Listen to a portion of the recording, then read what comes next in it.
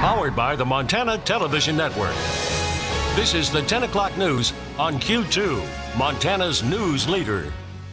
Good evening, everyone. Thanks for joining us. I'm Jeanelle Slade. Jay is off tonight. A 10-year-old boy attacked and injured by a bear in Yellowstone National Park today. It happened this morning on the Divide Trail southeast of Old Faithful.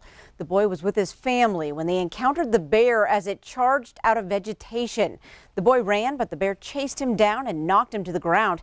His parents say they used bear spray and it effectively got the bear away from their son. The family was able to walk back to the trailhead, drove to Old Faithful Ranger Station, and then took the boy to a nearby clinic. He suffered an injured wrist and puncture wounds to his back.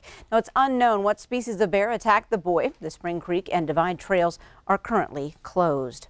The Oregon man seen taunting a Yellowstone National Park bison in video that quickly went viral is now headed to jail. 55-year-old Raymond Reinke pleaded guilty to multiple charges related to the early August incident. Reinke was captured on video taunting a bison on a road in Hidden Valley. He had initially pleaded not guilty to all the charges in August, but changed his plea today in Yellowstone District Court in Wyoming. Reinke was the first arrested on July 28th in Grand Teton National Park for drunk and disorderly conduct. Now, after he was released on bond the next day, he then went to Yellowstone Park, where he was again stopped by rangers.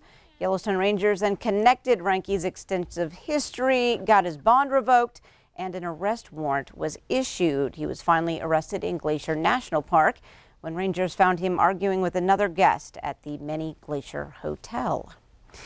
A Crow Agency man previously sentenced to 30 years in prison for killing his uncle is a free man tonight. 38-year-old Quentin Burdenground Jr. had already served 15 years for the murder of Emerson Pickett. Burdenground was sentenced in 2003 after he walked in on his ex-girlfriend Ann Pickett, and he pulled out a gun and fired. The bullet went through the woman's hand, striking and killing Pickett. In June, U.S. District Court Judge Susan Waters ruled that Burdenground's level of intent did not meet a specific legal threshold of crime of violence, which triggers a harsher sentence. Now, she resentenced him to 14 years for second-degree murder, and the assault on his girlfriend, the 15 years he has already served, count toward his new sentence. Books in bags and school lunches packed. Today marks another first day for School District 2. Administrators and educators with a big goal this year. That push, getting our kids in the classroom, in their seats, and ready to learn. Q2's Samantha Harrelson reports. On the first day of school, plenty of emotions. For Samantha Burba, hers are mixed. Same time, happy, scared, excited, remembering when she was a tiny little baby. I told myself I wasn't going to be one of those moms that lost it, so we'll see how it goes. Today is her daughter Abby's first day of kindergarten. But Kathy Berkeley has been through this first day of school routine before. Just let them go, and just be strong, be brave. That's all there is to it. Her son Quinn is entering kindergarten. As they say goodbye, he tries his hardest not to let the tears roll. All right, stay together. Let's go. It was the same scene all across Billings while the district prepares for what could be a monumental year with plenty of new students, 22 new teachers, and of course, a brand new superintendent. McKinley's principal Nicole Trahan says, in fact, another kindergarten class was added at the very last minute just last week. So one of our kindergarten teachers has been frantically working to get her classroom prepared. And on tap this year, making sure students are present. We just want to get the word out that school started. We want kids in the seats. We're excited to have them. Even if that first time letting go is a little hard. I would say to be brave, Ab, and to make a lot of friends. I love you. He's nervous, and I said we just go. You already met your teacher, which was nice. So then they just make friends. In Billings, Samantha Harrelson, MTN News. McKinley Elementary experiencing a bump in enrollment this year. 40 new students arrived for this new school year, bringing the school's total enrollment to 320. Montana Tech in Butte teaching incoming freshmen the importance of honesty. Tonight, MTN's John Amy tells us how a cheating scandal at the university led to this latest policy. More than 200 students at Montana Tech spent an hour-long class called Academic Integrity, which teaches them how unethical it is to cheat in class.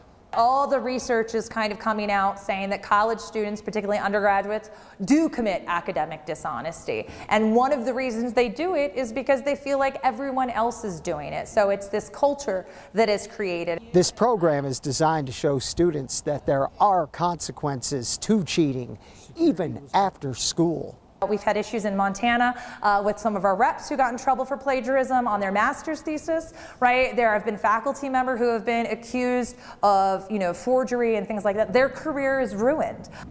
In the summer of 2016, the administration uncovered a highly organized cheating operation, which resulted in the expulsion of 15 students.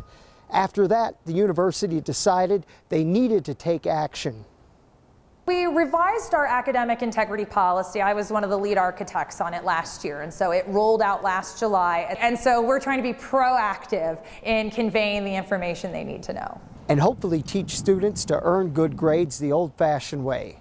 Hard work and study. In Butte, John Amy, MTN News. Thanks, John. Now, the program just one of several that students are attending in Montana Tech before classes begin next week.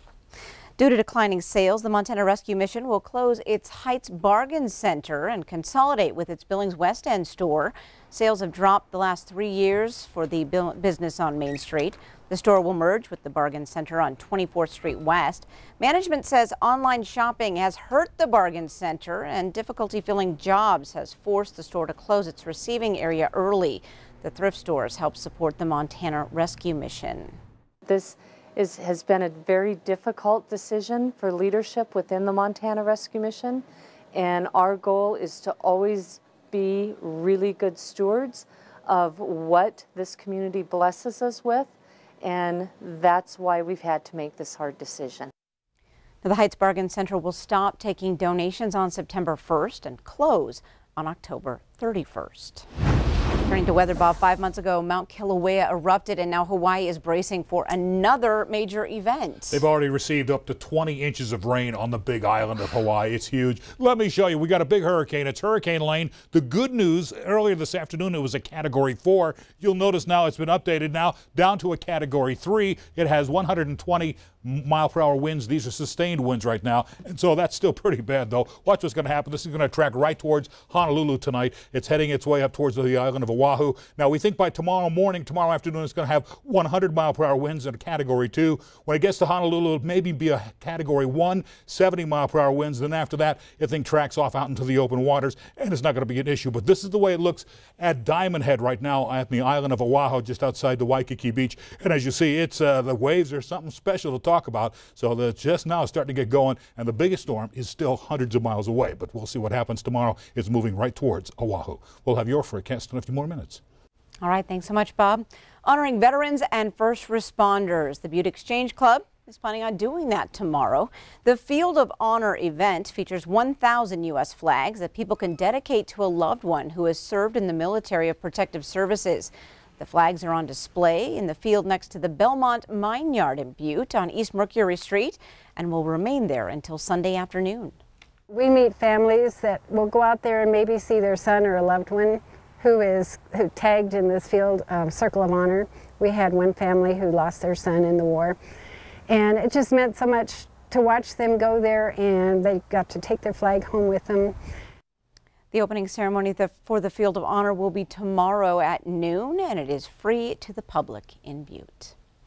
The Yellowstone County Detention Center, the latest Montana law enforcement agency to take on the lip sync challenge, and the selected song, well, it couldn't be more fitting. Walking through a party in the county jail. The prison band was there, they began to wail.